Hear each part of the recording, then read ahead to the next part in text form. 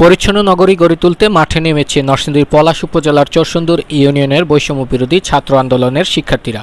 এরই অংশ হিসেবে আজ সকাল থেকে চরসুন্দর ইউনিয়নের বিভিন্ন হাট বাজারে দীর্ঘদিন ধরে জমে থাকা ময়লা আবর্জনা পরিষ্কারে নেমেছে বৈষম্য বিরোধী ছাত্র আন্দোলনের একজাক তরুণ শিক্ষার্থীরা।